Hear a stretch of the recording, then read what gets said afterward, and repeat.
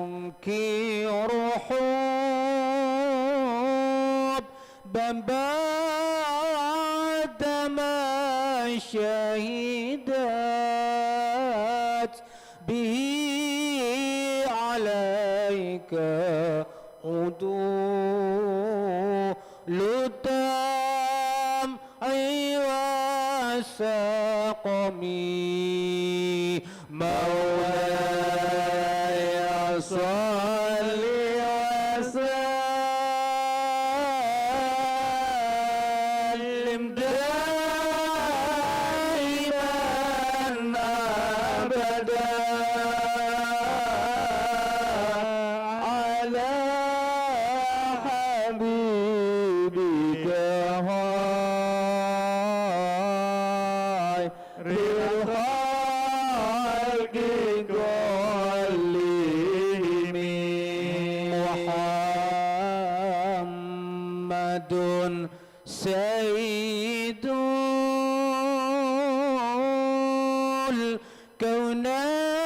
الكونين والثقلين والفريقين من عربي ومن عجمي مولاي صل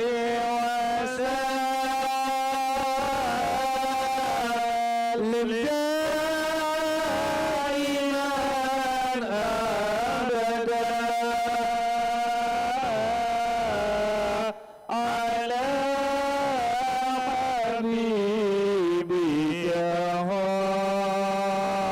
خير الخلق كلهم نبينا الآمرون لئيم فلا أحد أبان في قول لا منه ولا نعميم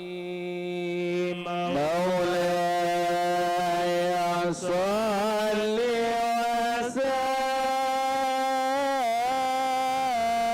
وسلم دائما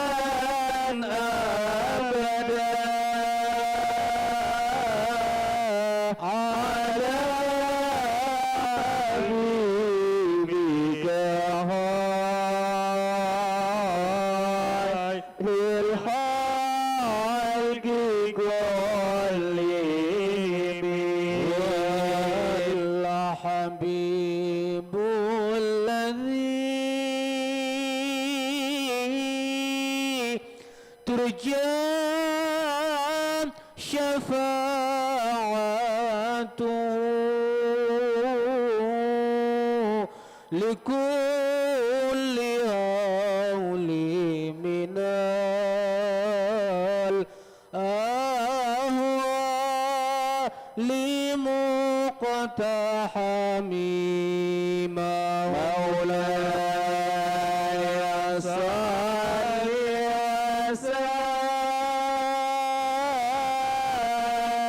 وسلم دائما أبدا على حبيبك خير الخلق كلهم والحبيب الذي ترجى الشفاعة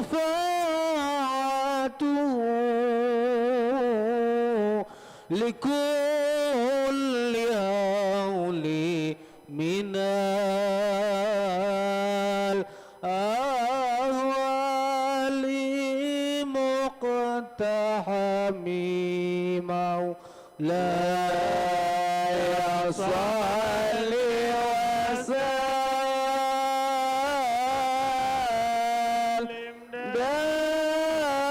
دائما أبدا على حبيبك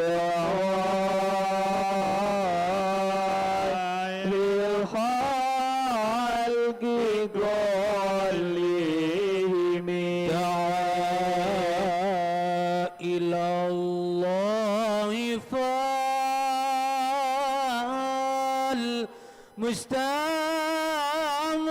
فالمستمسكون به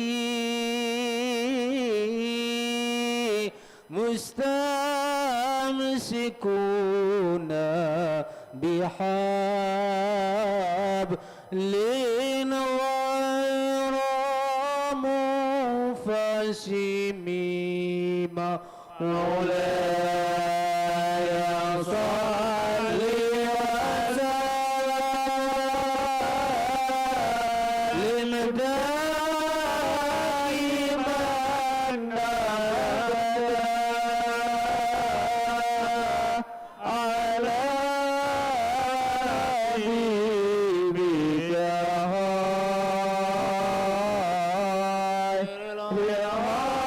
للخلق كلهم النبيين في خلقي وفي خلق ولم يدانوا في علم ولا كرم مولاي صل وسلم دائما أبدا على حبيبك للخلق كلهم مولاي صل وسلم دائما أبدا على حبيبك خير الخلق كلهم مولاي صل وسلم دائما أبدا على حبيبك خير الخلق كلهم وكلهم من رسول الله ملتمس غرفا من البحر أو رشفا من الديم مولاي صل وسلم دائما أبدا على حبيبك خير الخلق كلهم واقفون لديه عند حدهم من نقطة العلم أو من شكلة الحكم مولاي صل وسلم دائما أبدا على حبيبك الخلق كلهم فوالذي تم معناه وسورته ثم اصطفاه حبيبا بارئ النسم مولاي صل وسلم دائما على حبيبك خير الخلق كلهم نزه عن شريك في محاسنه فجوهر الحسن فيه غير منقسم مولاي صل وسلم دائما أبدا على حبيبك خير الخلق كلهم تمتعته النصارى في نبيهم واحكم بما شئت مدحهم فيه واحتكم مولاي صل وسلم دائما أبدا على حبيبك خير الخلق كلهم فانسب إلى ذاته ما شئت من شرف وانسب إلى قدره ما شئت من عظم مولاي صل وسلم دائما أبدا على حبيبك خير الخلق كلهم فضل رسول الله ليس له حد فيعرب عنه ناطق بفمي مولاي صل وسلم دائما أبدا على حبيبك خير الخلق كلهم لولا ثبت قدره آياته عظما أحيا اسمه حين يدعى دارس الإمام مولاي صل وسلم دائما أبدا على حبيبك خير الخلق كلهم لم يمتحن بما تعيا العقول به حرصا علينا فلم نرتب ولم نهم مولاي صل وسلم دائما أبدا على حبيبك خير الخلق كلهم الشمس تظهر للعين من بعد صغيرة وتكل الطهر فمن أمامي مولاي صل وسلم دائما أبدا على حبيبك خير الخلق كلهم وكيف يدرك في الدنيا حقيقته ورد النيام تسلوا عنه بالحلم مولاي صل وسلم دائما أبدا على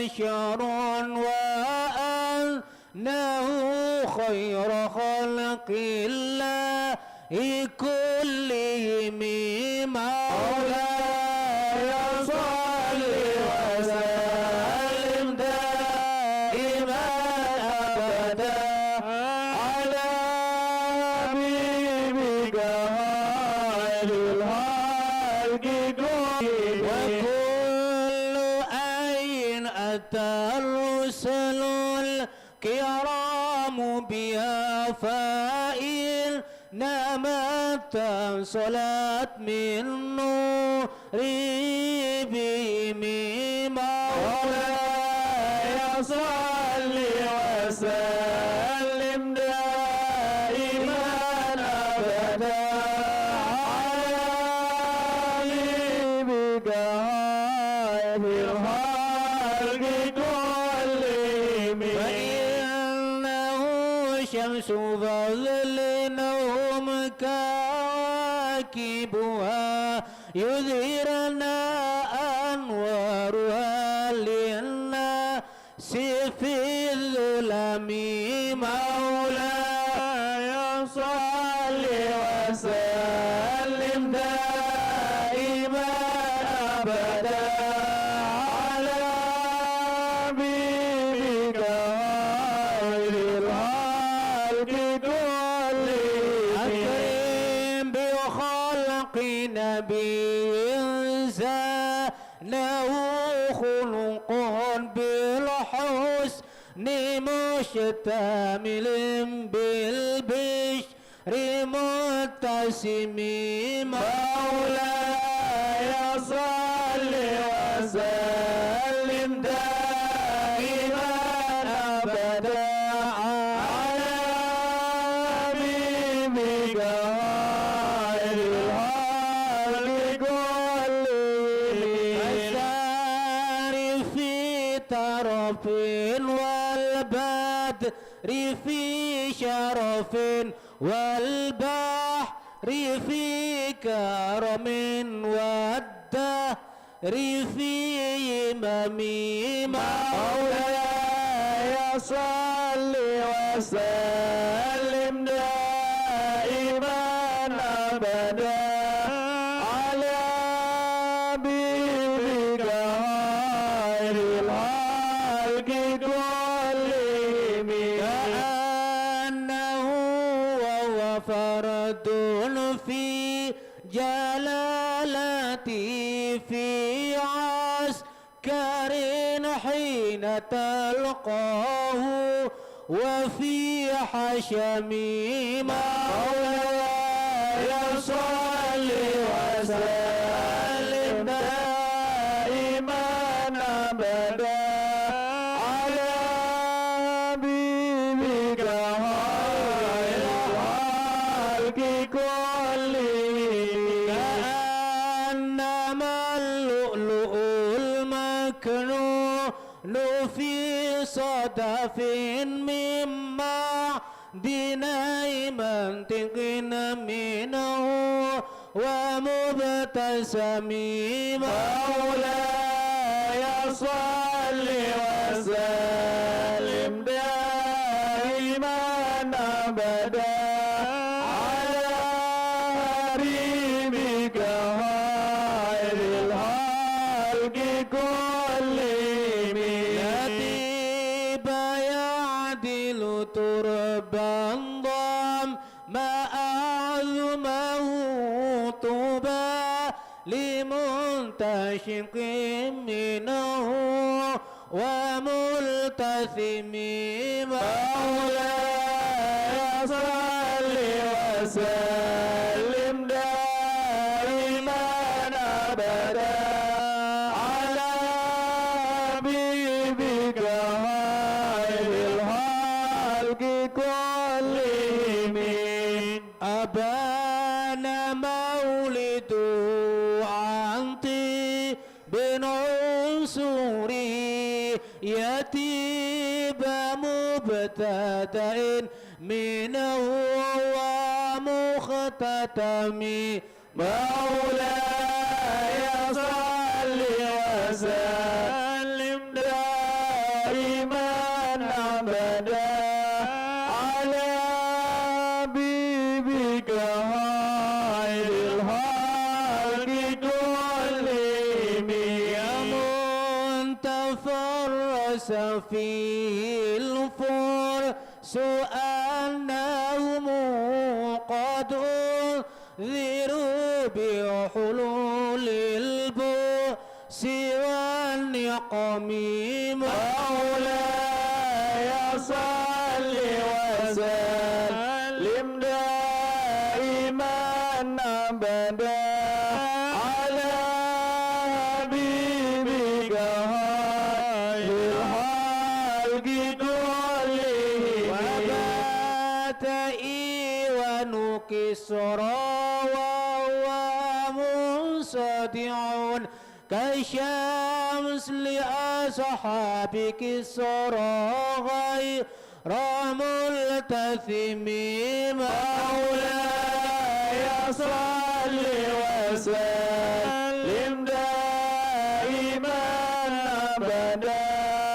على حبيبك خير الخلق كلهم والنار وخامدة الأنفاس من أسف عليه والنار سيل العين من سدم مولاي صل وسلم دائما أبدا على حبيبك خير الخلق كلهم وساء ساوة أن غضت بحيرتها ورد واردها بالغيظ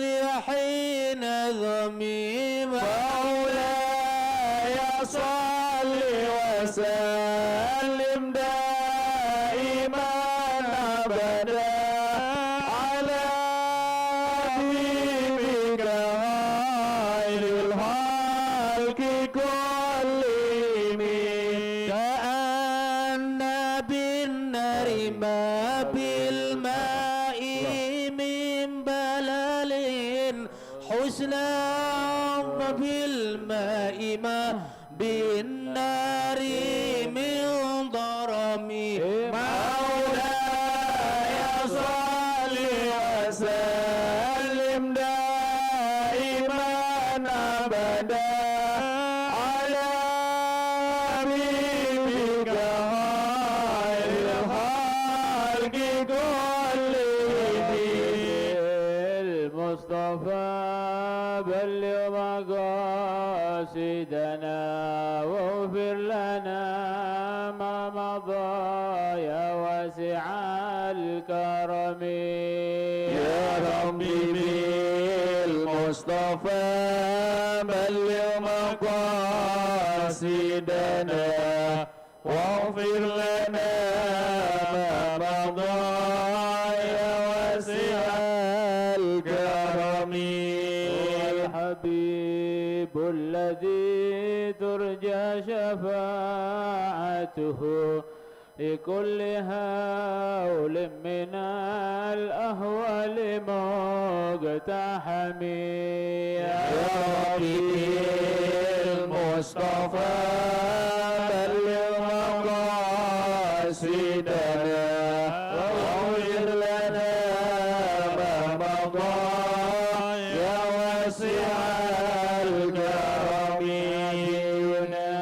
الأمير الناهي فلا أحد أبر في قول لا منه ولا نعم يا ربي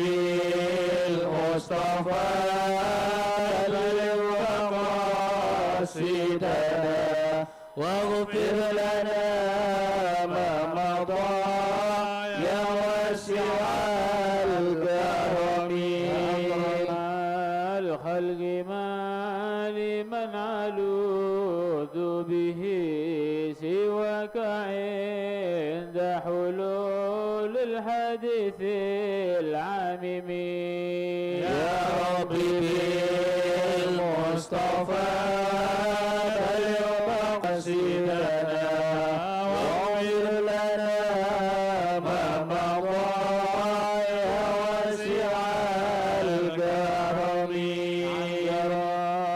طيف من أهوى فأرقني والحب يعترض اللذة بالألم يا ربي المصطفى بلغ مقاصدنا واغفر لنا ما مضى يا واسع الكرم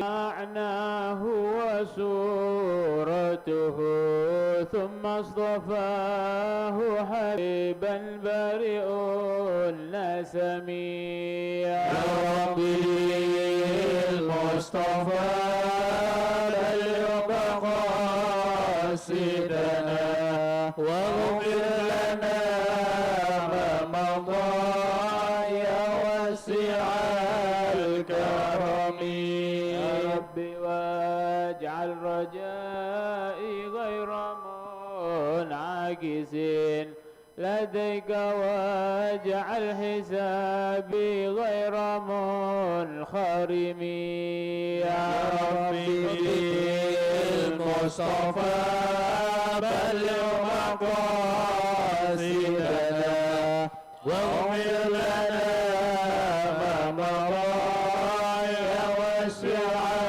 الكرم والطف بعبدك في الدارين إن له صبرا متى تدعوه الأهوال ينهزم يا ربي بالمصطفى بلغ مقاصدنا واغفر لنا ما مضى يا واسع الكرم إلهي لكل المسلمين بما يتلوه في المسجد الأقصى وفي الحرم يا ربي بالمصطفى بلغ مقاصدنا واغفر لنا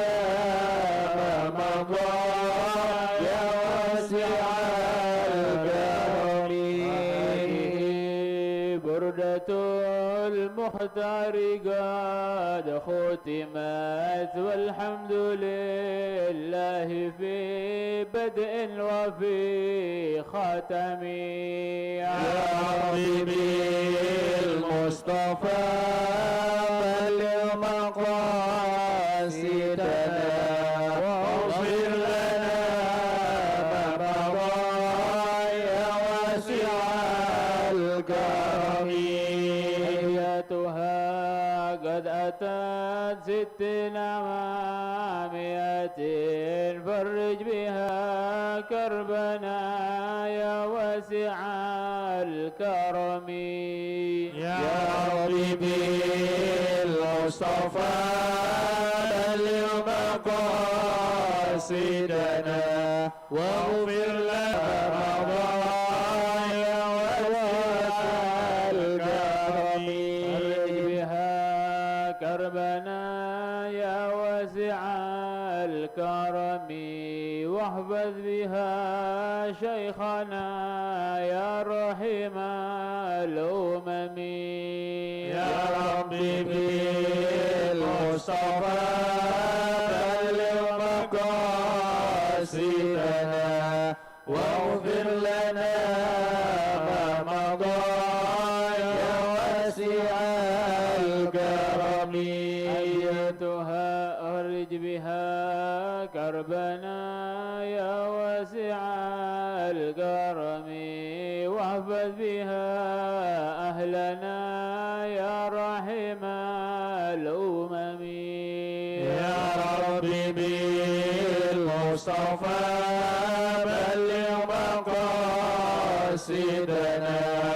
واغفر لنا ما مضى يا واسع الكرم صل وسلم دائما أبدا على حبيبك خير الخلق كلهم يا ربي بالمصطفى بلغ مقاصدنا واغفر لنا ما مضى يا واسع الكرم اللهم صل وسلم وبارك عليه وعلى آله. الفاتحة. رضا الله تعالى وعلى حضرة النبي سيدنا محمد صلى الله عليه وسلم جميع آبائه وإخوانه من الأنبياء والمرسلين صلوات الله وسلامه عليهم أجمعين لكل أصحاب القربى والتابعين وتابعي التابعين من تبعهم بإحسان إلى يوم الدين جميع أصحاب رسول الله وأزواج رسول الله أصحاب رسول الله من المهاجرين والأنصار جميع أمهات المؤمنين أجمعين جميع الأولياء من مشارق الأرض إلى مغربها برها وبحرها وجميع الأولياء الغامض في علم الله بكل وسيلة مقبولة عند الله نوينا على من وشيوخنا ورجالنا سلسلة سندنا نوينا على من والسلف الصالح الله يدخل نياتنا في نياتهم أعمالنا في أعمالهم علومنا في علومهم وما قصدهم الرجال قصدنا من وهم الرجال نوينا مطلب طلبنا وصل نوديث وعمل الأرواح والدينا والدكم ماتنا ماتكم مات الحاضرين خاصة همة المسلمين عامة خصوصا إلى روح صاحب الدلائل سيد عبد الله محمد بن سليمان الجزولي وصل رجل الإمام فخر الوجود شيخ أبو بكر بن سالم وصولهم وفروعهم ومن في طبقتهم ومن في صفهم وذوي الحقوق عليهم ومن انتسب إليهم أجمعين وصل روحي من أجازنا على هذه النية وقت صالحة شاملة كاملة في خيرة الدنيا نعيم الآخرة أن الله يسير أمورنا أمر الدنيا بالميسرة أمر الآخرة بالمغفرة يقضي حوائجنا وحوائجكم حوائجنا وحوائج ورزقنا وإياكم رزقا واسعا حلالا طيبا بلا نصب ولا تعب على هذه النية وإلى حضرة النبي سيدنا محمد صلى الله عليه وسلم وإلى حضرة النبي. الفاتحة. أعوذ بالله من الشيطان الرجيم. Suaranya dikeluarkan. Maliki yaumiddin iyyaka na'budu wa iyyaka nasta'in. Shiratal ladzina an'amta 'alaihim ghairil maghdubi 'alaihim waladdallin. Amin. Al-Fatihah kepada almarhumin, keluarga kita dan tetangga-tetangga kita yang sudah meninggal. Khususan ila ruhi Pak Jabati Sol dan Abdul Halim dan semuanya jami ahli kubur kita, semoga Allah ampuni semuanya. Dan juga kita malam hari ini niat ngekholi Al-Habib Abdul Qadir bin Ahmad As-Segaf, kholnya Habib Ali Habsyi, kholnya Al-Habib Muhammad bin Abdullah Al-Haddar, dan kholnya para awliya semuanya kita kirim pada ahli kubur kita semua ala hadiniyah wa ila hadratin Nabi. Al-Fatihah. A'udzu billahi minasyaitonir rajim. Bismillahirrahmanirrahim. Alhamdulillahirabbil alamin arrahmanir rahim maliki yaumiddin iyyaka na'budu wa iyyaka nasta'in ihdinas siratal mustaqim siratal ladzina an'amta 'alaihim ghairil maghdubi 'alaihim waladdallin. Yang sakit semoga Allah sembuhkan penyakitnya, yang punya kesulitan semoga Allah gampangkan kesulitannya, hajatnya dikabulkan semua, rezekinya dilancarkan oleh Allah Subhanahu wa taala. Allah terima doa-doa kita semua, Allah dengarkan doa kita semua. Al-Hadhiniyah. Al-Fatihah. A'udzu billahi minasyaitonir rajim. Bismillahirrahmanirrahim. Alhamdulillahirabbil alamin arrahmanir rahim maliki yaumiddin iyyaka na'budu wa iyyaka nasta'in ihdinas siratal mustaqim siratal ladzina an'amta 'alaihim ghairil maghdubi 'alaihim waladdallin. Fatihah. Minta bantuan doa Fatihah untuk ulang tahun anak saya Umar dan Ahmad, dan juga kita kirim doa untuk anak-anak kita semua, semoga anak-anak kita dijadikan anak sing soleh solehah, dijadikan anak sing ahlil ilim, ahlu ilmu, dua ilmu zahir batin, ilmu manfaat barokah, sing sambung yang para salafus soleh, dijadikan anak sing barokah manfaat dunia akhirat, على هذه النية. الفاتحة. أعوذ بالله من الشيطان الرجيم. بسم الله الرحمن الرحيم. الحمد لله رب العالمين الرحمن الرحيم مالك يوم الدين. إياك نعبد وإياك نستعين. اهدنا الصراط المستقيم صراط الذين أنعمت عليهم غير المغضوب عليهم ولا الضالين. Habib Hasan kirim salam, tidak bisa datang karena beliau sakit. Kita kirim doa semoga Allah angkat sakitnya, Allah kasih kesehatan, sehat walafiat. Ala hadhihi hukutun salihah. Al-Fatihah. أعوذ بالله من الشيطان الرجيم. بسم الله الرحمن الرحيم. الحمد لله رب العالمين الرحمن الرحيم مالك يوم الدين. إياك نعبد وإياك نستعين. اهدنا الصراط المستقيم صراط الذين أنعمت عليهم غير المغضوب عليهم ولا الضالين. آمين. Bismillahirrahmanirrahim. Mari kita mulai pembacaan Dalailul Khairat. Dibuka halaman 3. الفاتحة لرضاء الله تعالى. الفاتحة. أعوذ بالله من الشيطان الرجيم. بسم الله الرحمن الرحيم. الحمد لله رب العالمين الرحمن الرحيم مالك يوم الدين. إياك نعبد اهدنا الصراط المستقيم صراط الذين أنعمت عليهم.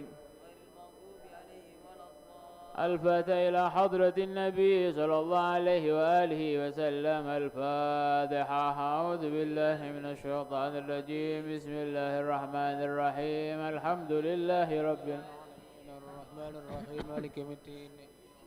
إياك نعبد وإياك نستعين. اهدنا الصراط المستقيم صراط الذين أنعمت عليهم غير المغضوب عليهم ولا الضالين. آمين. الفاتحة إلى روح سيدي أبي عبد الله محمد بن سليمان الجزولي، وإلى روح الحبيب عبد القادر بن أحمد بن كثبان السقاف، وإلى روح الحبيب علي بن محمد الأشي، وإلى روح الحبيب عبد الله بن محسن الأطاس، وإلى روح الحبيب علوي بن سقاف السقاف، وإلى روح الحبيب أبو بكر بن أحمد السقاف، وإلى روح الحبيب صالح بن محسن الحامد، وإلى روح الحبيب عبد القادر بن أحمد بالفقي، عبد الله بن عبد القادر بالفقي، وإلى روح الحبيب محمد بن حسين بعبود، وإلى روح الحبيب علي بن محمد بعبود، وإلى روح الحبيب عبد القادر بن أحمد السقاف جدة، وإلى روح الحبيب علي بن جعفر الإدرس، وإلى روح الحبيب أبو بكر بن أحمد بعقيل، وإلى روح الحبيب محمد بن عبد القادر الحبشي، وإلى روح الحبيب أحمد، وإلى روح الحبيب أحمد بن سالم الإدرس، وإلى روح الحبيب علوي بن سالم الإدرس، وإلى روح زيد محمد بن علي المالكي، وإلى روح زيد عباس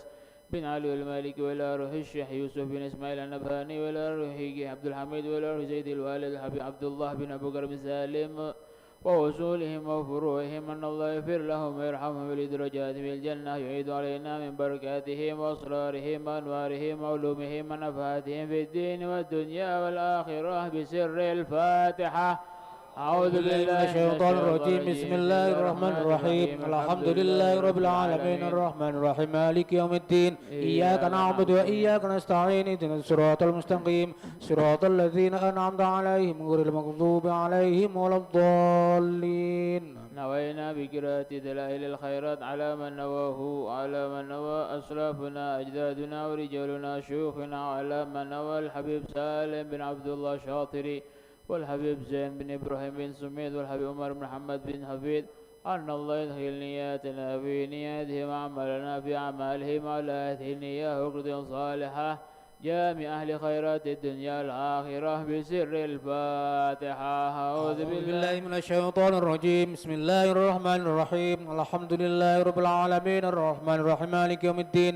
إياك نعبد وإياك نستعين. اهدنا الصراط المستقيم صراط الذين أنعمت عليهم غير المغضوب عليهم ولا الضالين.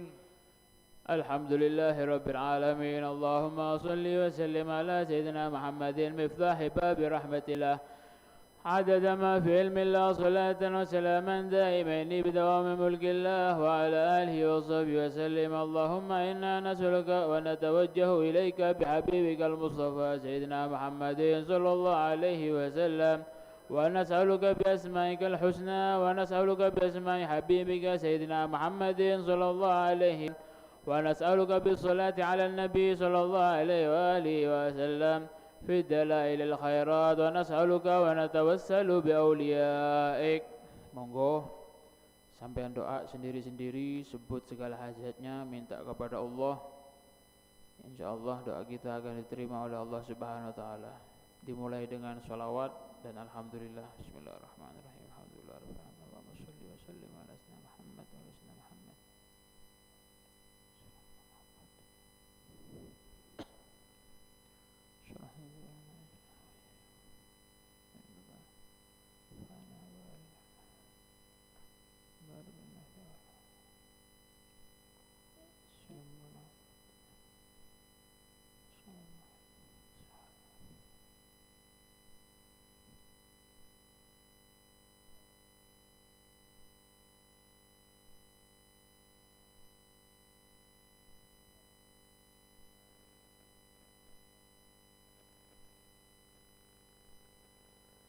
اللهم إنا نسألك من خير ما سألك منه سيدنا محمد نبيك ورسولك صلى الله عليه وسلم ونعوذ بك من شر ما استعاذك منه سيدنا محمد نبيك ورسولك صلى الله عليه وآله وسلم. اللهم إنا نسألك الجنة وما قرب إليها من قول وعمل ونية واعتقاد ونعوذ بك من النار وما قرب إليها من قول وعمل ونية واعتقاد. وصلى الله على سيدنا محمد وعلى آله وصحبه وسلم.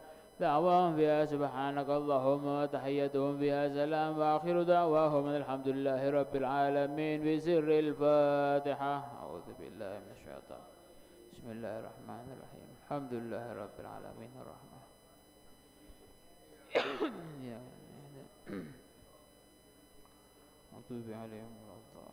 Rabbi syrah li 10 kali, tangannya sampai ditaruh di dada sebelah kiri.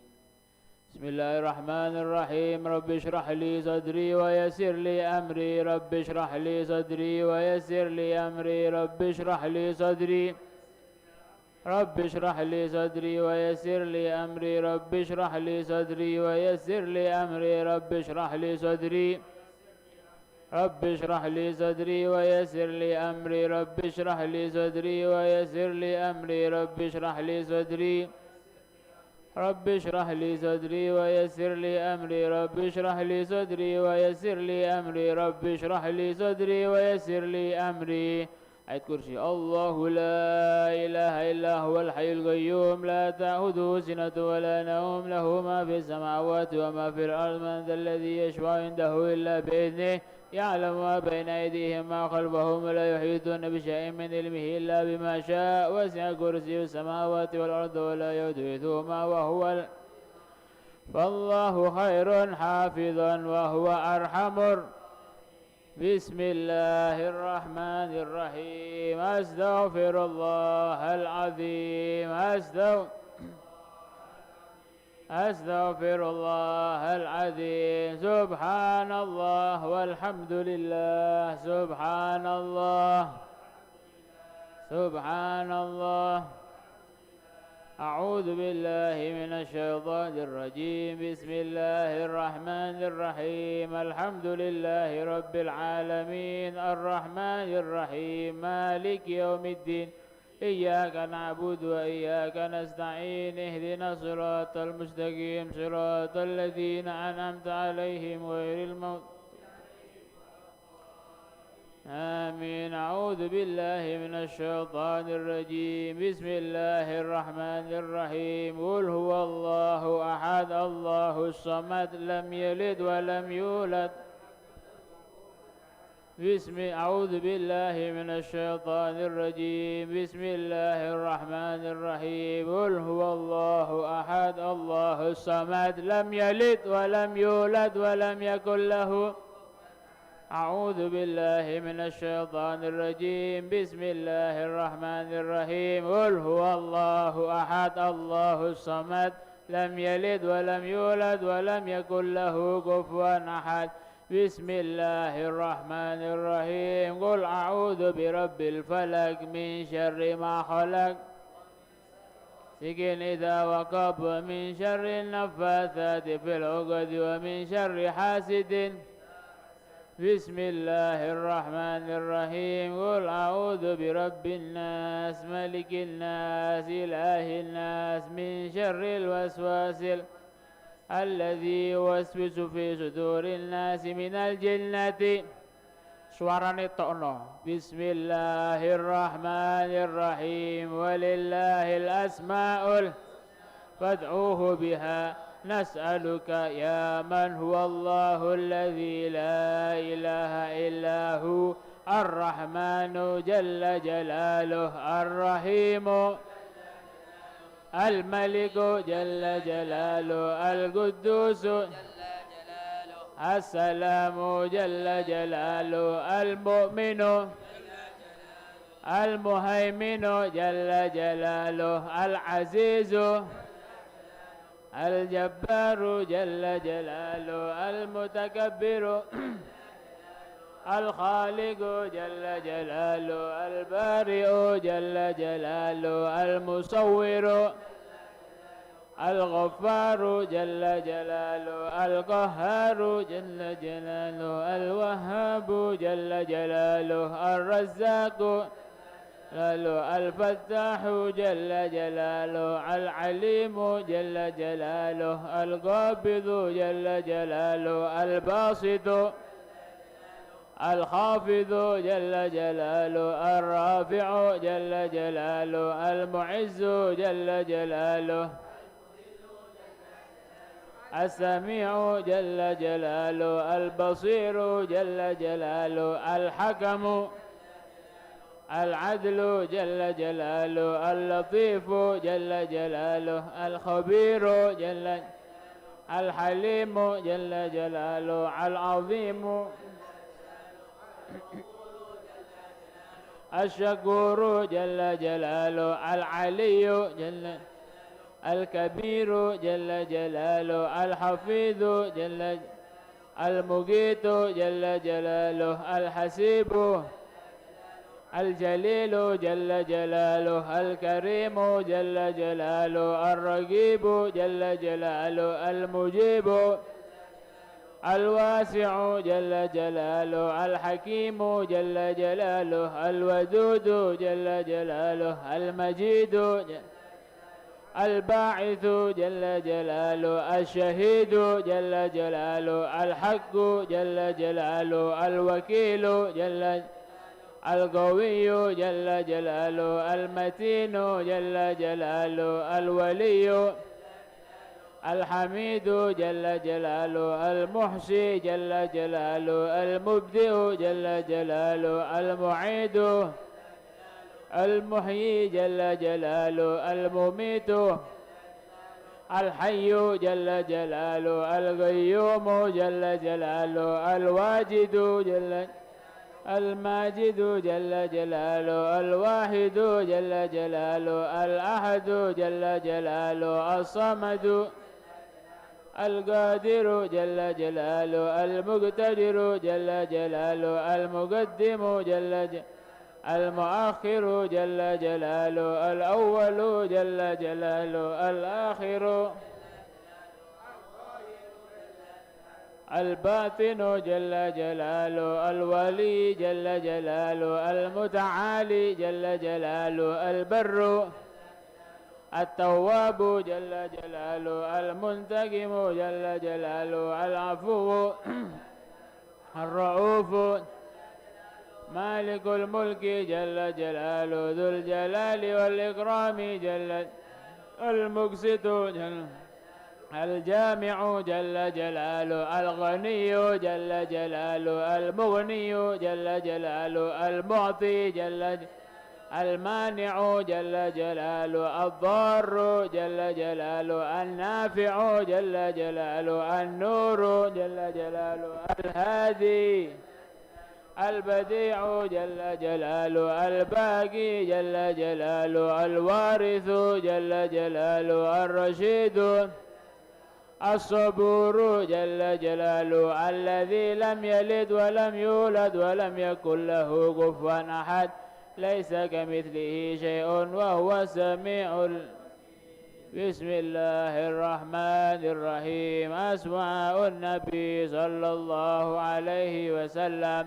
اللهم صل وسلم وبارك على من اسمه سيدنا محمد، سيدنا أحمد، سيدنا حامد، سيدنا محمود، سيدنا أحيد، سيدنا وحيد، سيدنا ماحن، سيدنا حاشر، سيدنا عاقب صلى الله عليه وسلم. اللهم صل وسلم وبارك على من اسمه سيدنا طه، سيدنا ياسين، طاهر، سيدنا مطهر، سيدنا طيب، سيدنا سيد، سيدنا رسول، سيدنا نبي، سيدنا رسول الرحمة صلى الله عليه وسلم. اللهم صل وسلم وبارك على من اسمه سيدنا قيم، سيدنا جامع، سيدنا مكتف، سيدنا مقفي، سيدنا رسول الملاحم، سيدنا رسول الراحة، سيدنا كامل، سيدنا إكليل، سيدنا مدثر صلى الله. اللهم صل وسلم وبارك على من اسمه سيدنا مزمل، سيدنا عبد الله، سيدنا حبيب الله، سيدنا صفي الله، سيدنا نجي الله، سيدنا كليم الله، سيدنا خاتم الأنبياء، سيدنا خاتم الرسل، سيدنا محيي صلى الله عليه.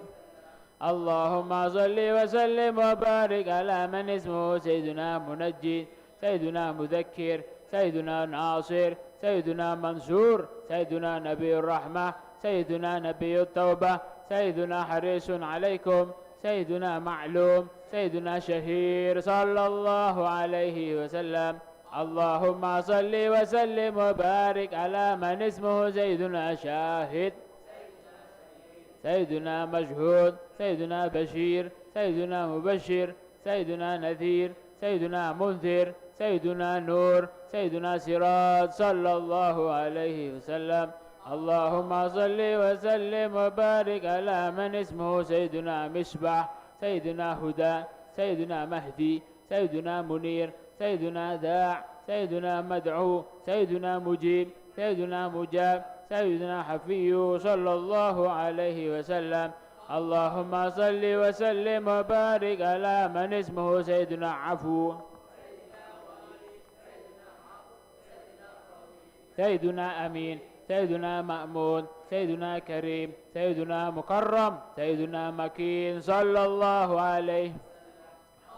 اللهم صل وسلم وبارك على من اسمه سيدنا متين، سيدنا مبين، سيدنا مؤمل، سيدنا وصول، سيدنا ذو قوة، سيدنا ذو حرمة، سيدنا ذو مكانة، سيدنا ذو عز، سيدنا ذو فضل صلى الله عليه وسلم. اللهم صل وسلم وبارك على من اسمه سيدنا مطاع، سيدنا قدم صدق، سيدنا رحمة، سيدنا بشرى، سيدنا غوث، سيدنا غيث، سيدنا غياث، سيدنا نعمة الله صلى الله عليه وسلم. اللهم صل وسلم وبارك على من اسمه سيدنا هدية الله، سيدنا عروة الوثقى، سيدنا صراط الله، سيدنا صراط المستقيم، سيدنا ذكر الله، سيدنا سيف الله، سيدنا حزب الله، سيدنا النجم الثاقب، سيدنا مصطفى صلى الله عليه. اللهم صل وسلم وبارك على من اسمه سيدنا مجتبى، سيدنا منتقى، سيدنا أمي، سيدنا مختار، سيدنا أجير، سيدنا جبار، سيدنا أبو القاسم، سيدنا أبو الطاهر، سيدنا أبو الطيب صلى الله عليه وسلم. اللهم صل وسلم وبارك على من اسمه سيدنا أبو إبراهيم، سيدنا مشفع، سيدنا شفيع، سيدنا صالح، سيدنا مصلح، سيدنا مهيمن، سيدنا صادق، سيدنا مصدق، سيدنا صدق صلى الله عليه وسلم. اللهم صل وسلم وبارك على من اسمه سيدنا سيد المرسلين، سيدنا إمام المتقين، سيدنا قائد الغر، سيدنا خليل الرحمن، سيدنا بر، سيدنا مبر، سيدنا وجيه، سيدنا نصيح، سيدنا ناصح صلى الله عليه وسلم. اللهم صل وسلم وبارك على من اسمه سيدنا وكيل، سيدنا متوكل، سيدنا كفيل، سيدنا شفيق، سيدنا مقيم السنة، سيدنا مقدس، سيدنا روح القدس، سيدنا روح الحق، سيدنا روح القسط صلى الله عليه وسلم. اللهم صل وسلم وبارك على من اسمه سيدنا كاف، سيدنا مكتف، سيدنا بالغ، سيدنا مبلغ، سيدنا شاب، سيدنا واصل، سيدنا موصول، سيدنا سابق، سيدنا سائق صلى الله عليه. اللهم صل. سيدنا هادين، سيدنا مهدين، سيدنا مقدم، سيدنا عزيز، سيدنا فاضل، سيدنا مفضل، سيدنا فاتح، سيدنا مفتاح، سيدنا مفتاح الرحمة صلى الله عليه. اللهم صل وسلم وبارك على من اسمه سيدنا مفتاح الجنة، سيدنا علم الإيمان، سيدنا علم اليقين، سيدنا دليل الخيرات، سيدنا مصحح، سيدنا مقيل العثرات، سيدنا سفوح عن الزلات، سيدنا صاحب الشفاعة، سيدنا صاحب المقام صلى الله.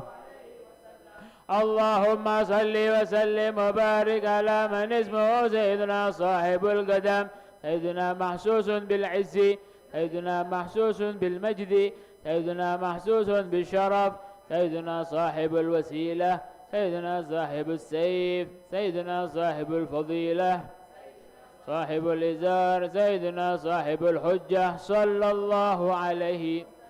اللهم صل وسلم وبارك على من اسمه سيدنا صاحب السلطان، سيدنا صاحب الرداء، سيدنا صاحب الدرجة الرفيعة، سيدنا صاحب التاج، سيدنا صاحب المغفر، سيدنا صاحب اللواء، سيدنا صاحب المعراج، سيدنا صاحب القذيب، سيدنا صاحب البراق صلى الله عليه.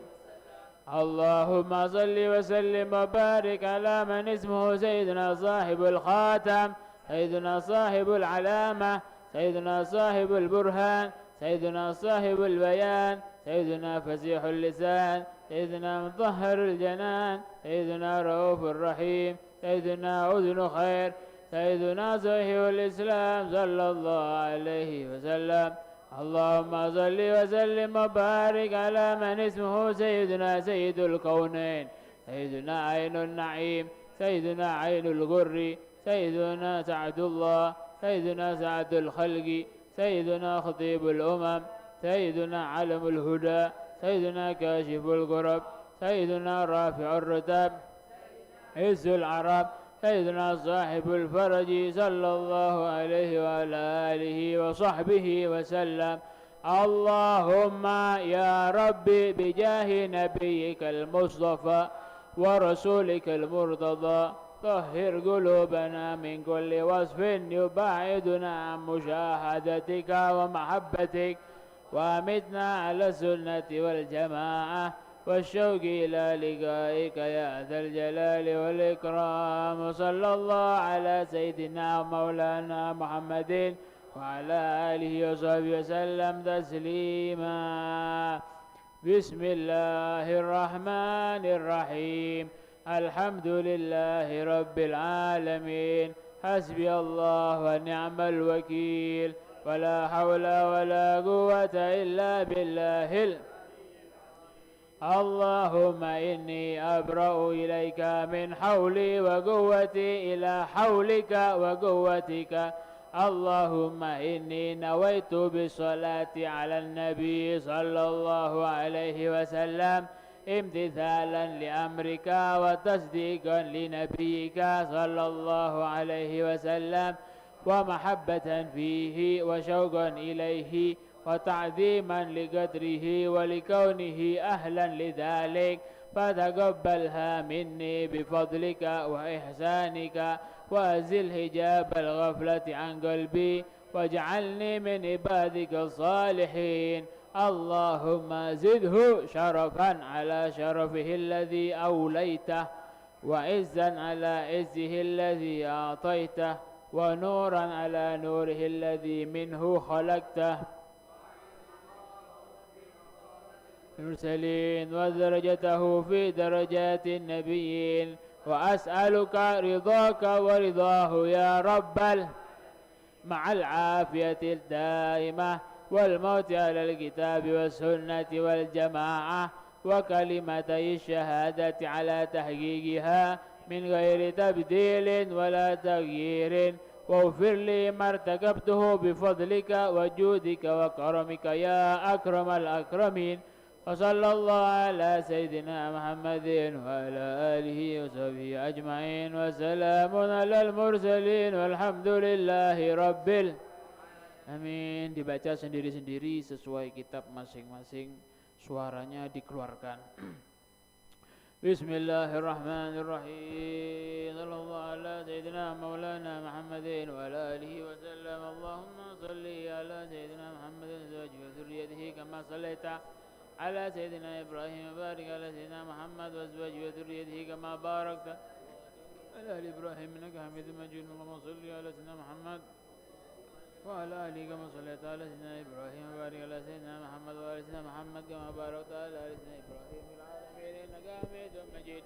اللهم صل على سيدنا محمد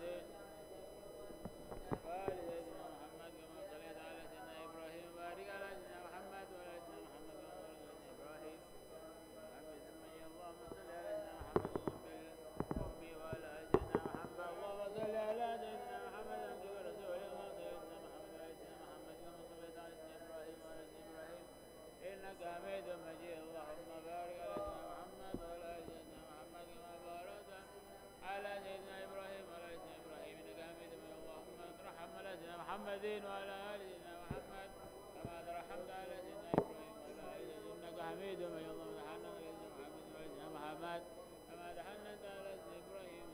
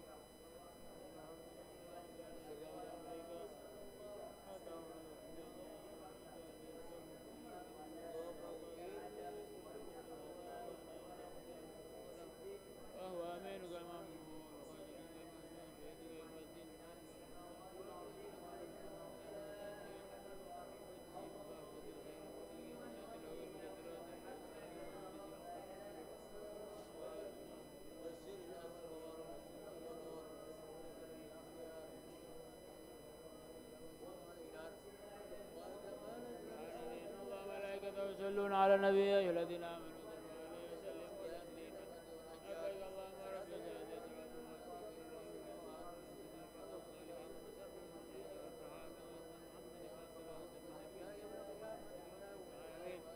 الشاهد البشير الداعي إليك وإنك سراج المنير ورحمتك على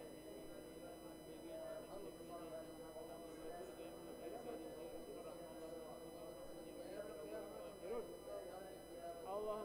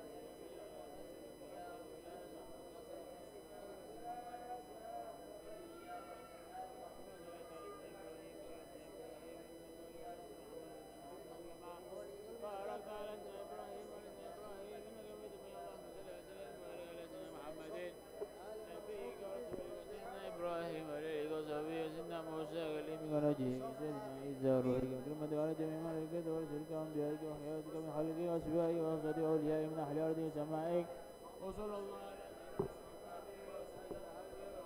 سيدنا عرشه ومداد كلماتك كلما وعلو كلما ذكر ذاكرون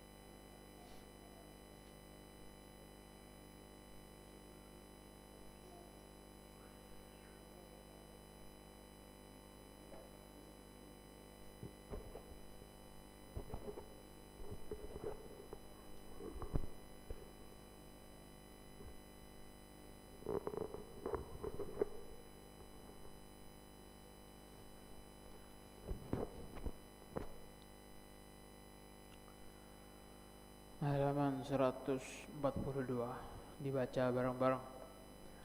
Bismillahirrahmanirrahim. Allahumma salli ala badri tamam. Allahumma salli ala nuril zalam. Allahumma salli ala miftahi dari salam. Allahumma salli ala syafi'i fi jami'.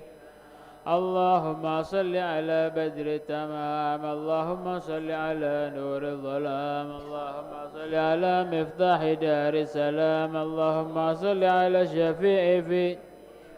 اللهم صل على بدر التمام. اللهم صل على نور الظلام. اللهم صل على مفتاح دار السلام. اللهم صل على الشفيع في جميع. اللهم صل على بدر التمام. اللهم صل على نور الظلام. اللهم صل على مفتاح دار السلام. اللهم صل على الشفيع في جميع.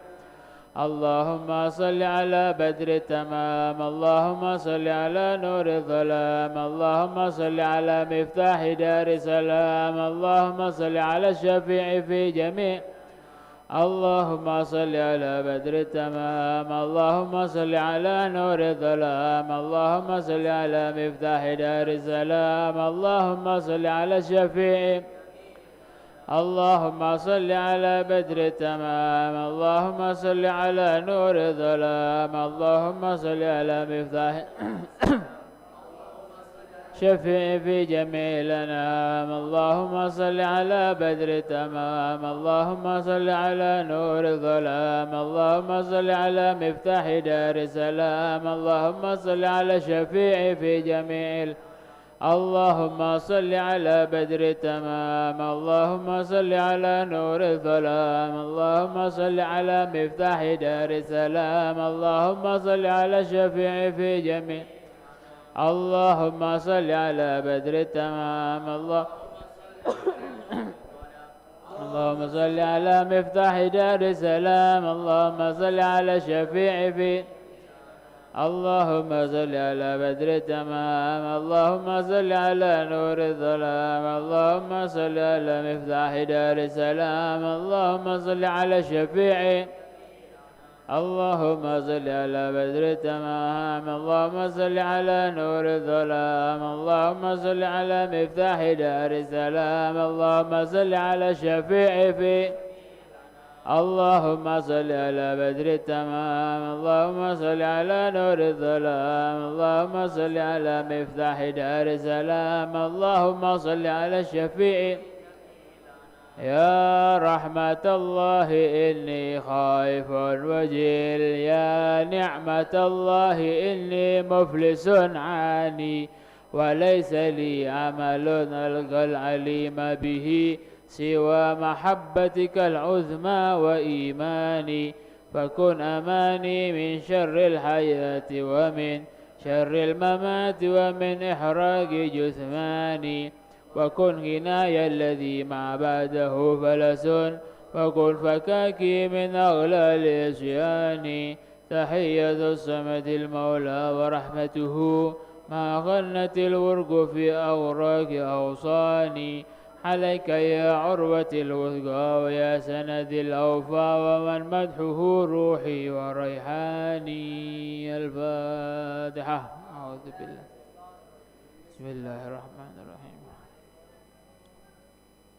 مالك يوم الدين. إياك نعبد ونستعين. اهدنا الصراط المستقيم صراط الذين أنعمت عليهم غير عليهم ولا الضالين. بسم الله الرحمن الرحيم. السلام عليكم ورحمة الله وبركاته. الحمد لله رب العالمين. وصلى الله على سيدنا محمد وعلى آله وصحبه وبارك وسلم أجمعين. أما بعد. Bismillahirrahmanirrahim. Qala al-muallifu rahimahullah wa nafa'ana bihi wa bi'ulumihi. Melanjutkan pembahasan yang sebelumnya daripada kitab Risalatul Mu'awanah karya Al-Habib Abdullah Al-Haddad. Kata Al-Habib Abdullah Al-Haddad, wa alaika bil ikthar min qiraati kutubil hadis wa tafsir wa min mutala'ati kutubil ghaum ammah fa inna dhalika fathun am wa suluk tam kama qala ba'dul arifin. Dari Habib Abdullah Haddad, alaika bil ikthar. Seyogjanya kita itu kudu sering ngaji, baca kitab hadis, tafsir dan tafsir.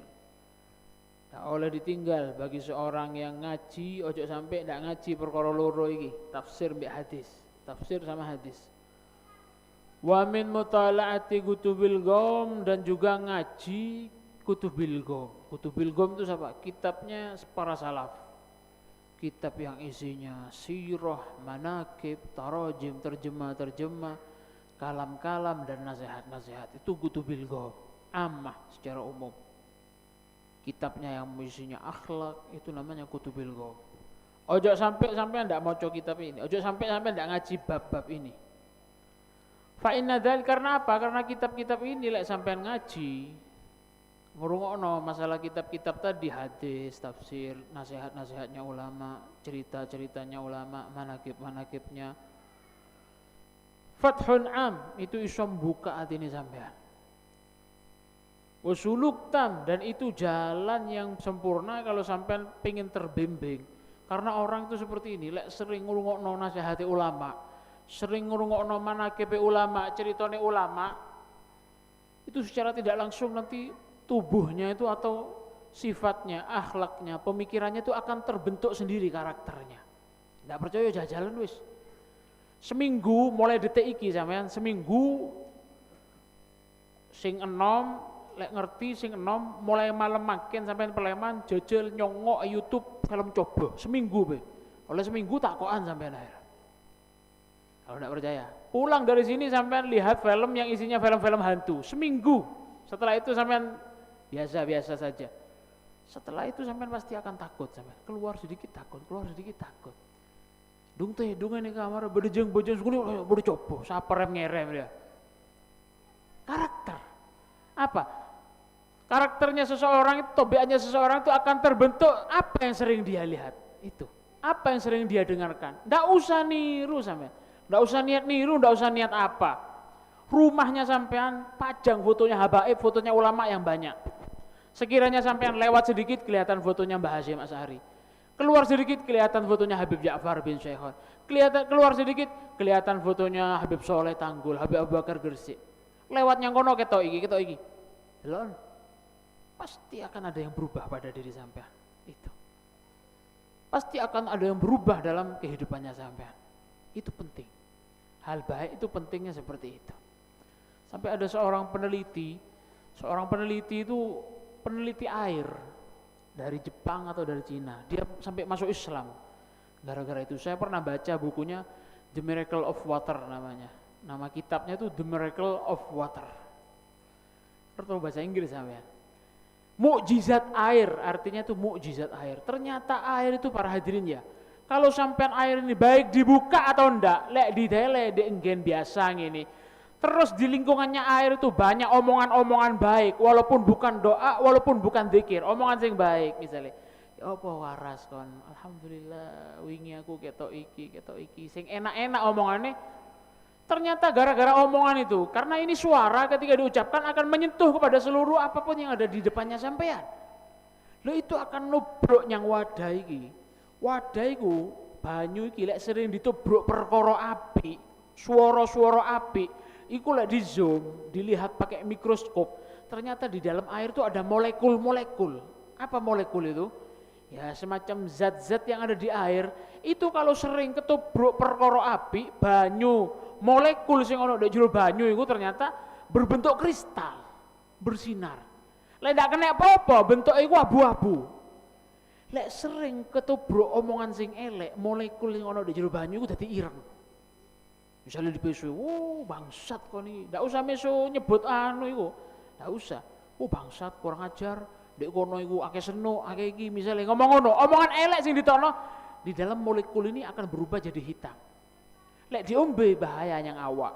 Lek krungu omongan-omongan sing apik, molekulnya itu jadi kristal. Ketika jadi kristal itu manfaatnya bagus pada tubuh. Lah ya opo lek diwaca donga. Paham? Lah ya apa kalau dibacakan doa? Ya apa kalau dibacakan Al-Qur'an? Ya apa kalau dibacakan hal-hal yang baik yang lainnya? Air yang sampean pegang itu, walaupun tidak usah dibuka ketika ya Nabi, ketika anak maulud, cek barokah jadi sampean. Iku harus berubah dewe, tidak perlu dibuka lebih afdal. Jadi sampai misalnya moro yang pengajian lali nggak dibuka banyune cek oleh barokah, nggak usah, pasti barokah itu masuk ke situ. Itu secara ilmuwan ternyata ditemukan. Kalau tidak percaya cari sampai di Google. Mukjizat air, penemuan dokter siapa gitu dari Jepang sampai dia masuk Islam gara-gara meneliti itu. Maka pantaslah, betul lah ketika sampai datang kepada seorang ulama atau air itu dibacakan doa dari Nabi lebih-lebih. Oh ini doa kalau dibaca bisa menyembuhkan sakit. Terus sampai baca, pantas. Betul air itu bisa menyembuhkan. Gara-gara apa? Itu tadi. Zat-zat yang ada di dalam air itu berubah jadi mutiara. Kalau dibacakan Al-Quran, dibacakan doa jadi emas. Warnanya itu bukan perak, bukan putih, tapi kuning jadi emas. Itu lebih baik katanya, efeknya sama tubuh. Tidak heran, Nabi 1400 tahun yang dulu sudah pernah mengingatkan sama kita apa? Sebelum minum suruh baca doa. Suruh baca doa dan lain-lain. Itu efeknya ternyata besar para hadirin. Itu. Ini penting apa? Karena itu bisa merubah karakternya sampean. Membaca, mendengarkan ceritanya orang soleh itu bisa merubah karakternya sampean. Hal baik yang sering sampean dengarkan itu bisa merubah karakternya sampean sendiri. Kalau tidak percaya misalkan apa? Sampean cari sudah rekaman suara misalkan hallnya Habib Ja'far bin Syekhon yang tahun berapa ceramah bahasa Madura Habib Hashim menceritakan masalah cinta sama ulama, krungokno bendino, coba krungokno bendino wis pasti ono yang berubah kok teko sampean. Jadi seperti itu.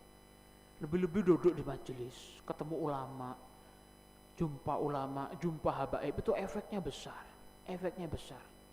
Ketemu tok itu efeknya besar. Hanya disebutkan dalam satu keterangan anil mar'i la tas'al. Lek kon pengin ro wong iku kaya apa, seperti apa orang itu ojo ditakoni langsung. Fas'al an gharini. Tanyakan seperti apa temannya dia. Kon lek pengin ro wong iki apik apa ndak delokon, ojo didelok ya apa keluargae ojo. Delokon tanggae, delokon kancane. Delokon kancane. Oh, ternyata sering duduk sama fulan, oh ternyata sering hadir hadrah Saudan, oh ternyata sering hadir pengajian bulanan di pondok ini, oh ternyata sering melok pengajian Kiai fulan, Habib fulan, pasti orang baik sudah, jadi gitu. Nah itu penting, katanya Habib Abdul Haddad, bacalah kitab-kitabnya ulama salaf, hadis dan lain semacamnya, jangan sembarangan membaca, karena apa? Sampean iso moco kitab atau bisa membaca kitabnya ulama misalkan dibaca yang sudah terjemahan itu sampean baca sendiri tanpa sampean berguru, tanpa sampean tidak ada figur yang sampean jadikan guru yang bisa membimbing sampean. Itu orang man syaikhuhu kitab, siapa yang dia itu sering baca kitab sendiri fa syaikhuhu syaitan, maka dia akan dibimbing oleh setan. Sampean tahu kitabnya Habib Abdul Haddad ini, cari terjemahnya Risalatul Muawana, sampean baca sendiri. Tanpa sampean pernah hadir ngaji ke sana, pernah ngaji enggak pernah. Lho sampean gara-gara moco kitab dhewe tok, iku iso dibimbing setan sampean. Akhirnya apa? Tersesat. Itu kitabnya ulama salaf itu, apalagi ulama yang enggak kena. Kenapa? Karena mungkin sampean ketika baca sendiri akan ada pemahaman yang semestinya bukan seperti itu pemahamannya, enggak sesuai pemahamannya sampean misalnya. Mestinya pemahamannya itu ke kiri. Tapi sampean gaya pemahaman dia, oh koyo ngene carane. Akhirnya dipaham-paham dewe, ditebak-tebak dewe, akhirnya pinter-pinter dewe. Loh itu kadang dibimbing sama setan sampean. Itu contoh apa saja sudah cari. Itu walaupun kitabnya ulama salaf ya. Makanya penting ngaji, moco keterangan. Oh katanya Habib Abdul Haddad terjemahnya seperti ini. Akhirnya sampean pernah hadir pengajian. Oh iya koyo aku sing moco. Oh ngene sing tepak ternyata. Oh itu pentingnya. Siapa yang baca kitab sendiri, sering baca kitab, tidak ada bimbingan, tidak ada gurunya, tidak ada apa, tidak ngaji ke sana ke sini, tidak cari pemahaman sini, pokoknya otodidak, ngaji dewe, dolek di Google, pasti setan, gurunya setan kok itu, hati-hati. Itu kitabnya ulama salaf, Apalagi ulama sih nggak kena. Apalagi ulama-ulama yang masya Allah, naudzubillah min dzalik. Sampai nggak tahu ada buku perpaduan Al-Quran dan akal misalnya diwoco. Liberal akhirnya sampai. Perpaduan wake saya hati-hati, buku itu hati-hati. Penerbit itu banyak sekarang. Tidak semuanya penerbit itu baik. Ada penerbit itu yang hanya kerjaannya nyari fulus, ada. Kitabnya ulama, kitabnya liberal, kitabnya Syiah. Hati-hati kan, masalah mahabbah cinta sama ahlul bait misalnya. Oh, kitabnya Syiah akeh sing nerangno cinta ahlul bait. Nangis sampai. Lek maca. Koyo ngene ternyata akhirnya mlebu Syiah sampai. Kon Syiah, enggak iki cinta ahlul bait iki ajarannya ahli sunnah misalnya. Oh, kitabnya siapa ini baca? Kitab Al-Kafi. Kitab yang sangat kompleks. Al-Kafi itu kitab yang sangat kafi itu artinya cukup, mencakup banget apa terjemahnya dibaca. Oh, bagus kitab itu. Oh, Syiah ternyata. Hati-hati. Oh, kitab yang menerangkan masalah perpaduan Al-Quran dan akal. Dipekal-akalan, keterangannya gampang tok misalnya keterangannya. Oh, hati-hati rusak kali sampai. Hati-hati. Syaihu syaitan. Syekhnya setan akhirnya. Karena tidak bisa disebutkan bahwasanya a'zam turuk, jalan yang paling agung kalau orang itu pengen ngerti pangeran itu koyo apa, ilmu. Jalannya itu ilmu. Ngamba yang pangeran menghambakan diri yang Allah Subhanahu wa taala pakai ilmu sama tidak pakai ilmu, lebih mulia di sisi Allah orang yang pakai ilmu. Karena apa? Mungkin ada kode-kode, ada cara-cara yang gampang sehingga sampean bisa menghasilkan pahala yang banyak. Contoh. Ketika sholat, ketika sampean setelah rukuk, bangun dari rukuk apa namanya? Mari rukuk apa jenenge? Iktidal. Apa wacane lek iktidal iku? Hah? Apa bacaan setelah iktidal itu apa bacaannya? Rabbana lakal hamdu mil'us samawati wa mil'ul ardi wa ma syi'ta min syai'in ba'du. Itu pahalanya satu. Pahalanya biasa. Suatu ketika Nabi ini pernah. Ini bedanya ilmu dan tidak ilmu. Bedanya orang punya ilmu dan tidak punya ilmu. Suatu ketika Nabi ku pernah marine sholat, assalamualaikum, langsung noleh Nabi ku nyamburi. Sopo mang sing tepak sholat garai malaikat ribut. Bingung sahabat. Ribut ya apa? Jadi Nabi di tengah-tengah sholat tadi melihat di atasnya ini para malaikat ribut. Geridu karbo tibi. Sopo mang sing garai sahabat apa sing garai para malaikat ribut sopo? Akhirnya ada sahabat yang beranikan diri. Afwan ya non sewu ya Rasulullah. Garai ribut ya apa? Tadi itu malaikat banyak katanya Nabi. Turun banyak berjuta-juta malaikatnya. Kabeh iku padha nggo buku, nggo pulpen, nulis ganjaran akeh. Duduk siji. Gara-gara napa ya Rasulullah? Mang aku krungu ana wong maca doa beda doae. Tepak marini rukuk, tepak itidal ku beda. Biasanya Rabbana lakal hamdu mil'us samawati wa mil'ul ardi wa ma syi'ta min syai'in ba'du. Ini ndak tadi ada satu orang baca bacaan yang lain isinya pujian pisan yang pangeran, gara-gara bacaan ini kok akhirnya malaikat bingung jutaan malaikat nulis ganjaran ini. Napa bacaan ya Rasulullah? Tadi saya dengar ada orang yang baca Rabbana lakal hamdu hamdan katsiran thayyiban mubarakan fihi mil'us samawati wa mil'ul ardi wa ma syi'ta min syai'in ba'du. Gara-gara mau doa sing sedikit ditambahi ku malaikat bingung. Apa baca doanya? Rabbana lakal hamdu hamdan katsiran thayyiban mubarakan fihi mil'us samawati wa mil'ul ardi wa ma syi'ta min syai'in ba'du. Gara-gara ada tambahan sedikit itu tok, iktidalnya dia itu beda dengan iktidalnya orang yang lain nilainya. Ada ilmu. Ini ilmu, paham? Sampean sholat iktidal ping 1000 musuh wong siji iki maca doa kalah sampean iktidal apa? Ada doa yang lebih. Doa itu disaksikan oleh Kanjeng Nabi, disaksikan para malaikat. Doa yang bisa membuat orang tuh berlipat-lipat. Banyak pahalanya ketika iktidal. Ingat-ingat, Rabbana lakal hamdu ditambahi sebelum mil'us samawati ditambahi Rabbana lakal hamdu hamdan katsiran thayyiban mubarakan fihi mil'us samawati wa mil'ul ardi wa mil'u ma syi'ta min syai'in ba'du. Gara-gara itu akhirnya malaikat ribut. Nah itu ilmu bedanya. Jadi seperti itu. Terus katanya Habib Abdul Haddad juga, hati-hati Katanya Habib Abdul Haddad, seneng kitabnya ulama salaf itu bagus, tapi hati-hati antahtaris, hati-hati alaika wa yanbaghi laka antahtaris amma yastamil min rasailihim alal umuril ghamidah wal haqaiqil mujarradah. Senang kitabnya ulama salaf itu penting, bagus, tapi hati-hati jangan sampai sampean itu terlalu mendalam mempelajari kitabnya ulama salaf yang isinya terlalu berat. Bahas tauhid terlalu tinggi. Ada, oh ini salaf. Seperti contoh di sini katanya Habib Abdul Haddad, seperti kitabnya Ibn Arabi. Ibn Arabi itu ketika membahas masalah hakikat, membahas masalah tauhid, tidak bisa dicerna oleh akal biasa. Banyak ulama yang masih bingung memahami apa yang dikarang oleh Ibn Arabi, apa mana aku sampean. Misalnya sampai nemu terjemahan kalam Ibn Arabi, oh jadi oco. Ulama salah saja banyak yang hati-hati tidak mau membaca, karena apa? Karena takut mempengaruhi. Hati-hati.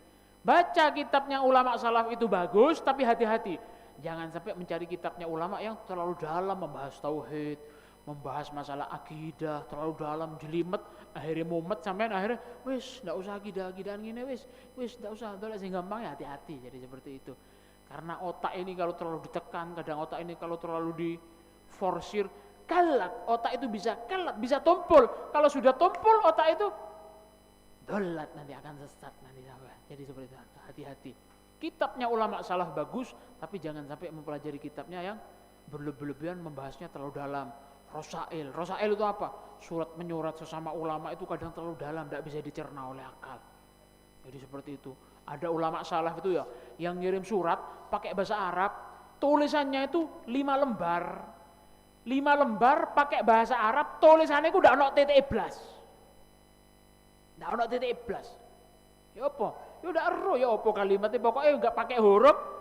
Kalimatnya gena, bisa dicerna, tapi tulisannya itu enggak pakai titik sama sekali, 5 lembar. Misalnya apa? Alhamdulillah, hamdal opo gini, alhamdulillah, hamdal mahmud, opo, pokoknya enggak ono titik iblas, 5 lembar. Itu kalau orang biasa-biasa memahami, apa ya jadi seperti itu. Qala qailun la ba's. Ono wong kadang ada orang ngomong seperti ini. Qala qailun la ba'sa alayya fi mutala'ati hadhil kutub. Li'anni akhudhu ma afhamhu wa usallim lima la afhamuh li ghairihi. Kadang ada orang ngomong seperti ini. Oh enggak apa-apa, sedikit-sedikit saya ingin mempelajari tasawuf yang dalam itu seperti apa. Akidah yang dalam itu seperti apa, sedikit. Yang saya paham saya cerna, yang tidak paham saya pasrah. Oh jadi hati-hati sama, jangan. Enggak apa-apa ngaji sedikit sama beliau tuh. Datang misalnya orang ulama nerangno masalah hakikat, masalah akidah, oh jangan macam-macam. Sing paham aku tak pek, sing tidak paham tidak usah. Engko aku ngaji tetap yang besok tetap ngaji, yang sidogiri tetap ngaji, pengajian kiai iki tetap ngaji misalnya. Kan nanti akidah tetap oh hati-hati. Tade cerita orang mainan aing itu tak becah tade ya. Di mah beda cerita orang mainan aing pas gering, di mah mempeh nyaman paham. Hati-hati. Karena setan itu lebih pinter timbang sampean. Setan itu lebih pinter timbang sampean ganggu kaya apa, carane kaya apa. Nah, seperti itu. Akhirnya sampean melok-melok. Ada ulama yang menerangkan masalah hakikat misalnya. Sholat itu pokok intinya eling yang pangeran. Dak eling gak apa sholat. Sing penting eling terus dak sholat akhirnya. Jadi kita itu intinya sholat tuh ingat kepada Allah. Dak usah sujud gini kalau dak ingat percuma. Dosa kamu kalau sampai sujud dak ingat sama Allah, mikirkan dunia dan yang lainnya. Ingat tok yang penting. Kalau sampean ingat sama Allah sampean sudah cukup. Oh, akhirnya dipeloi bisa sampean. Iya ya. Lah aku sujud dak eling yang pangeran kan dosa aku. Lah aku eling yang pangeran walaupun aku dak sujud kan diterima aku be pangeran. Oh hati-hati. Oh iya tepak ya, lek dikalakal tepak ya hati-hati.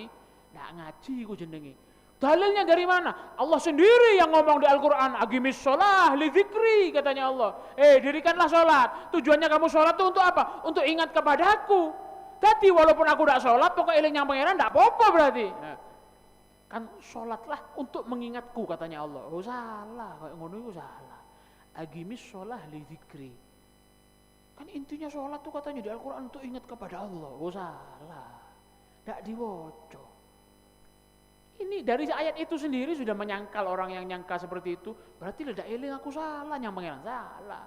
Allah sendiri sudah ngomong agim as-sholah.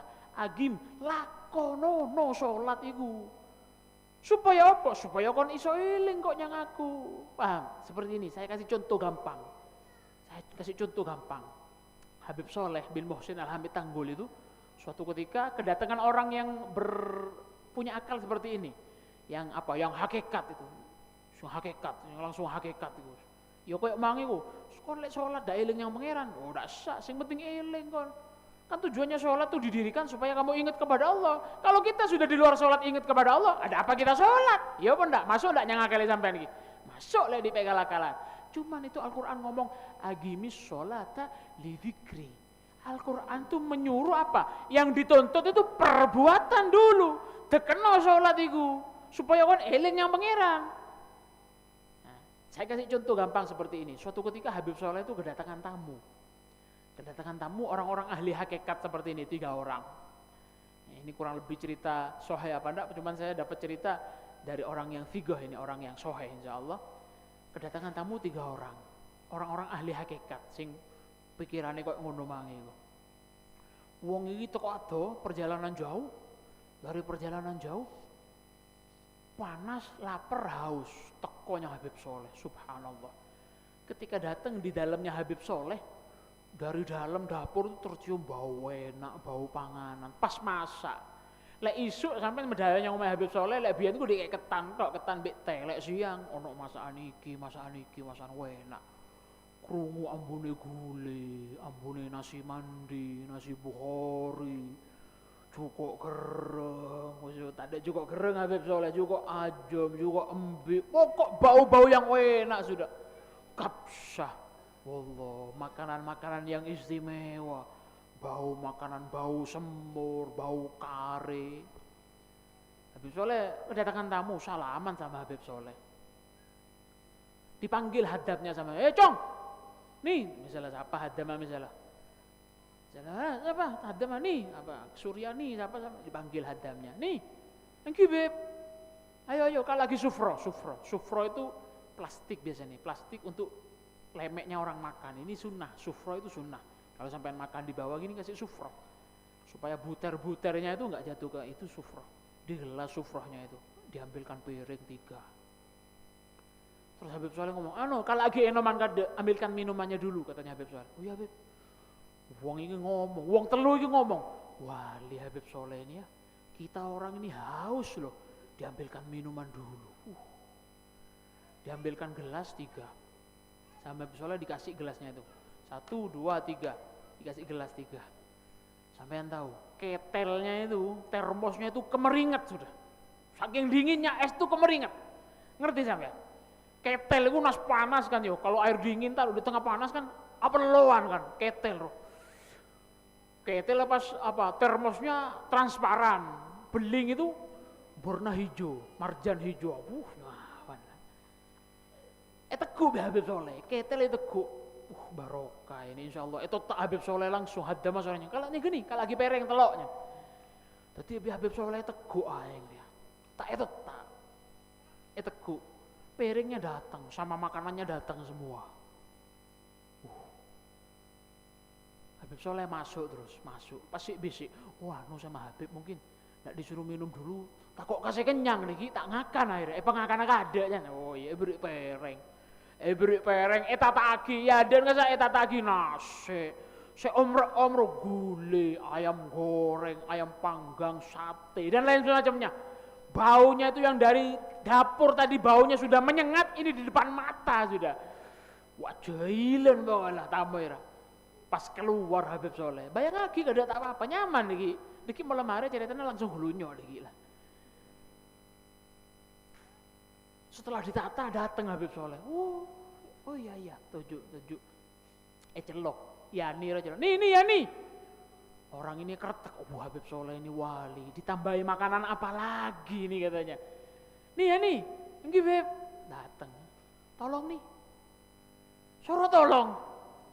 suruh angkat, suruh bawa masuk. Tolong nih, ya ini bingung. Dorong apa? Tonton lagi tok suruh tolong. Yang disuruh Habib dibawa. Orang ini kretek. Pola kakaknya salah pola ya. Beneria pola kakaknya selain. Husnudon orang itu dibawa masuk. Piringnya itu masih ada di depan, piring sama gelas. Habib Soleh langsung tanya, ya apa? Kenyang. Ya tanya lagi, derema, kenyang. Jangan Habib Soleh. Tanya lagi sampean. Orang datang dalam keadaan lapar, haus, dikasih minumannya sudah kemeringet, nyongok tok lah elang arjeng kelepahin.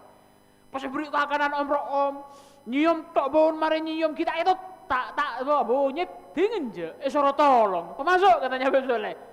Pas Habib Soleh tanya, ya apa? Kenyang.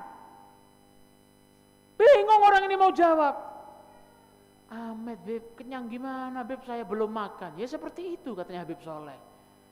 Seperti itu, mana mungkin kamu itu ta'ala kau ngakan pas kenyang dari dimma. Lah nggak juga ke pangeran, pas tak bejeng ke Allah dimma enggak sampean. Bi pangeran Rasulullah bejeng, jua perantara sampean ro enggak ke Allah. Kamu itu disuruh bekerja, suruh ada perbuatan, yaitu ngompak nasi malah kenyang. Setiap kau tanya kayak kita ngakan, nyongok tok kenyang. Kenyang apa aja? Dari ya gelak kaki ngocak, enggak tok dak pangeran lepade bela tak usah bejeng. Beres tak beres? Nggak ruah soro lako bi pangeran ruah perantara nak kakek kenyang soro bejeng soro manceng soro sujud ruah perantara nak sampean oleh li zikri nggak ada ke Allah nyambung ke pangeran nggak ruah. Nangis orang itu langsung nangis, tak usah kola Allah Ta'ala kola usah itu aulia. Jadi seperti itu magom beri nasi tok bi gelas beri pereng tok bi gelas orang langsung nangis. Sampai tamu yang Roman Habib itu beri pereng tok bi gelas pas ora mulai. Jongok Habib lah gila jan. Gilaan kakek. Tamu yang nyerengakan, keberung mau nyerengakan je. Ngaruh. Nangis orang itu langsung. Ya Allah iya tobat saya Habib tobat. Jadi seperti itu alhasil. Ada seperti itu. Ilmu itu seperti itu. Tak keneng jakala tamatta. Enggak saya ikut Al-Qur'an, saya ikut hadis. Otaknya sampean mikirin otaknya dibi tak nyangke kadang langsung ucap saya ambil Al-Qur'an sama hadis tok. Metua. Otaknya sampean dibi pikir lah. Aduh kok andi otang desak andi otak pelengan mikir Al-Qur'an kala tamatta. Allah ini tidak sesuai dengan Al-Qur'an, tidak sesuai dengan hadisnya Nabi, tidak mau ikut ulama. Tak stres sampean. Sampean pikirkan saja masalahnya sampean sendiri tak pelengan sampean. Lu juang ala atamatta Al-Qur'an. Ya tak beres akhirnya beri pereng bi gelas to akhirnya lagi orang ya begila. Orang yang mon atene bersih pasti nuduh orang lain tuh baik. Orang yang mon atene jubah, gila orang seperti itu tuh skala itu. Al-kullu munfik mimma induh katanya ada pepatah Hadramaut itu orang itu pasti akan menginfakkan apa yang dia punya. Sampai hatinya bersih, kelihatan orang numpak sepeda, kelambine bulung. Orang itu tawaduk ya. Zuhud orang itu tidak mau pakai baju yang bagus gitu. Hatinya bersih. Hatinya sampai tak bersih atau beda orang kelambine beda. Gila rola kelambine beda yang kau ya banja dari hati tibi. Atene sampean bagus, nyongok napa bae ini kan bakal bagus. Mun atene sampean ruwet, bagus enja ya, cer-kacer. Nyongok orang kelambine bulung. Sebine kelambion saya laki bulung dinan. Saya dina bulung dia saya laki. Tak nggo topi sabar lah coba. Ngateragine sebine radin. Mak bisa orang coba ngaruh lah bine radin kelambine bagus. Pola sebine ruah kereng ya pesene kalak kebi coba Athena bersih. Masya Allah dia itu baik ya, yang penting keluarganya bahagia walaupun dia itu tersiksa tidak apa-apa. Itu bedanya punya hati bersih sama anda. Jadi seperti itu. Matamu beri gelas bi pereng tok ngocak reng gila berarti gila sampean ngaruh. Matamu sampean beri gelas kosong bi pereng kosong mulai pas sampean Masya Allah ya jeren bi Habib roh atero kudu bersih dari dunia beli sampean berarti ngaruh. Faslun wayam bagi wallah alam bisawab. Termanfaat terbarokah. Yang sedikit ini semoga barokah, semoga manfaat. Kita mahallul qiyam, setelah mahallul qiyam kita tutup dengan doa, kita selesai. Semoga manfaat, semoga barokah. Ala hadhihi niyyah wa qulutin shalihah. Al-Fatihah. A'udzubillahi minasyaitonirrajim. Bismillahirrahmanirrahim.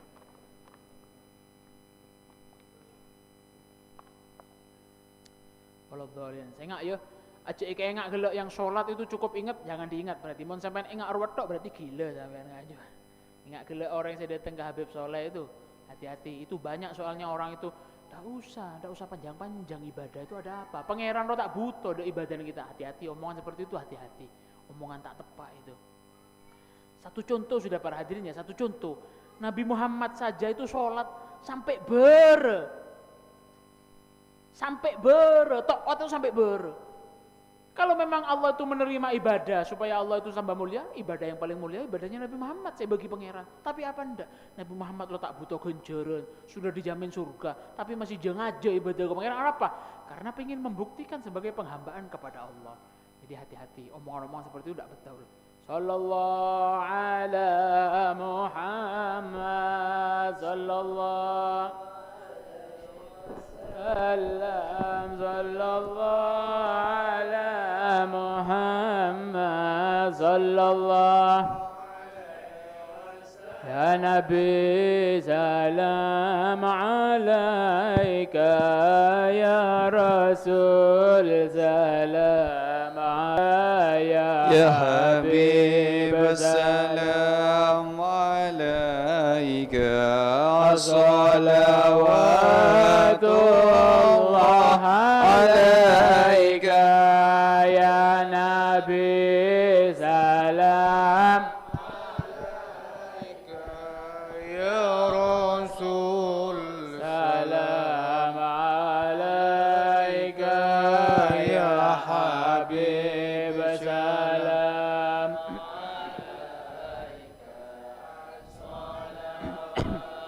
Allah alaika al-kawn ibtihaja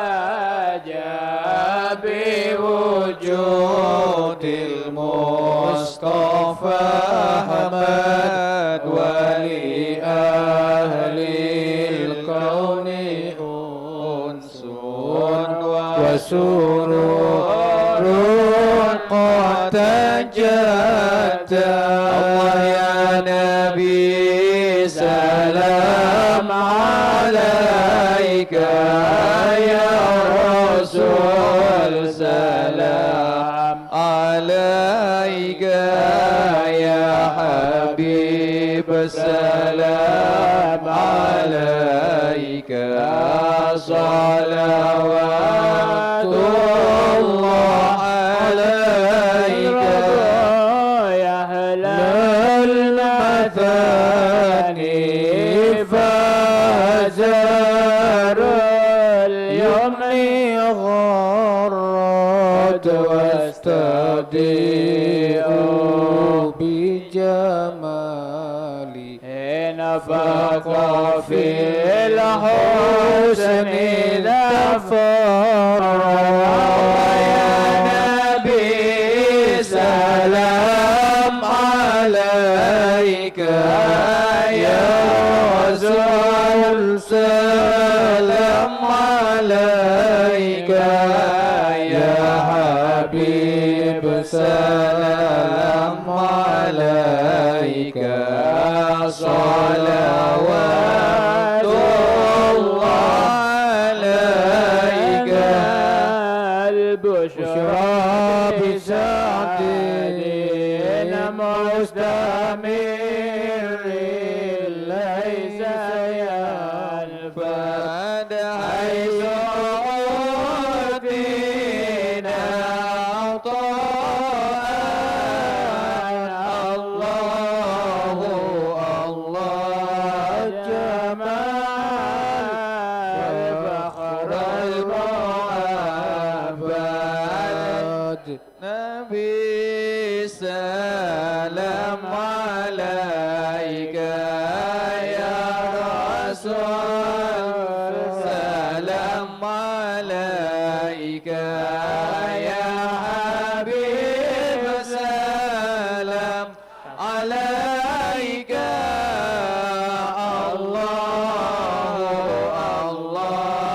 صلوات الله عليك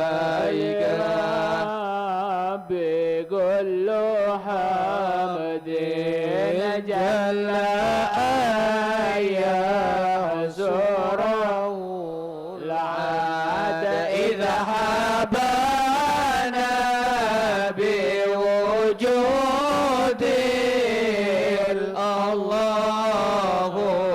الله مصطفى الهادي محمد يا رسول سلام عليك يا حبيب سلام عليك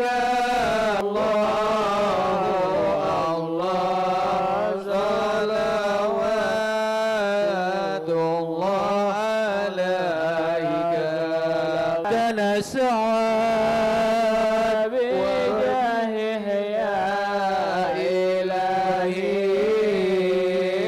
بك رسول الله صلوات الله عليك اجتمعنا يا الله حسن الختام يا الله ربي فاغفر لي ذنوبي يا الله ببركة الهادي محمد يا الله قد سألنا يا الله ضياك الجسام يا الله ربي فاغفر لي ذنوبي يا الله ببركة الهادي محمد يا الله منا يا الله خير الأنام يا الله رب لي ذنوبي يا الله ببركة الهادي محمد يا